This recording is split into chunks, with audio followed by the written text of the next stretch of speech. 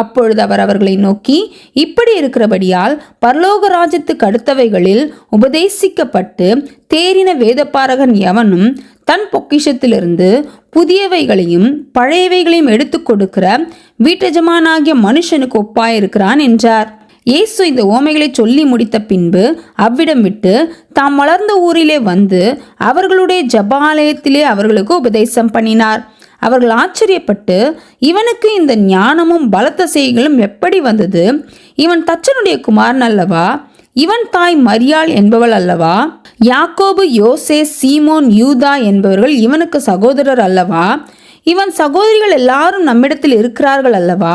இப்படி இருக்க இதெல்லாம் இவனுக்கு எப்படி வந்தது என்று சொல்லி அவரை குறித்து இடரலடைந்தார்கள்.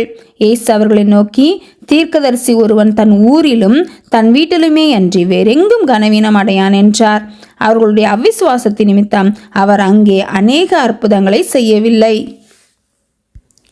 மத்தேயு 14ஆம் அதிகாரம்.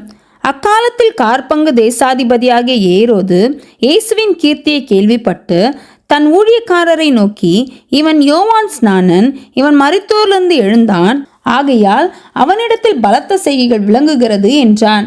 ஏரோது தன் சகோதரனாகிய பிலிப்புவின் மனைவி ஏரோதியாளின் நிமித்தம் யோவானை பிடித்து கட்டி காவலில் வைத்திருந்தான். ஏனெனில் நீர் அவளை வைத்துக் கொள்வது நியாயமல்லவென்று யோவான் அவனுக்கு சொல்லியிருந்தான். ஏரோது அவனை கொலை செய்ய மனதாயிருந்தும் ஜனங்கள் அவனை தீர்க்கதரிசி என்று எண்ணினபடியால் அவர்களுக்கு பயந்திருந்தான். அப்படி இருக்க ஏரோதின் ஜென்ம நாள் கொண்டாடப்படுகிற போது ஏரோதியாளின் குமாரத்தி அவர்கள் நடுவே நடனம் பண்ணி ஏரோதை சந்தோஷப்படுத்தினாள். அது நிமித்தம் அவன், நீ எதை கேட்டாலும் தருவேன் என்று அவளுக்கு ஆணையிட்டு வாக்கு கொடுத்தான். அவள் தன் தாயினால் ஏவப்பட்டபடியே யோவான் ஸ்நானனுடைய தலையை இங்கே ஒரு தாளத்திலே எனக்கு தாரும் என்று கேட்டாள்.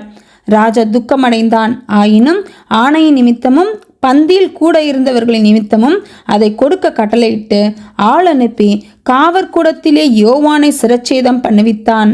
அவனுடைய சிரசை ஒரு தாளத்திலே கொண்டு வந்து சிறு பெண்ணுக்கு கொடுத்தார்கள். அவள் அதை தன் தாயினிடத்தில் கொண்டு போனாள். அவனுடைய சீஷர்கள் வந்து உடலை எடுத்து அடக்கம் பண்ணி பின்பு போய் அந்த சங்கதியை இயேசுவுக்கு அறிவித்தார்கள். இயேசு அதை கேட்டு அவ்விடம் விட்டு படவில் ஏறி வனாந்திரமான ஒரு இடத்துக்கு தனியே போனார். ஜனங்கள் அதை கேள்விப்பட்டு பட்டணங்களிலிருந்து கால்நடையாய் அவரிடத்திற்கு போனார்கள்.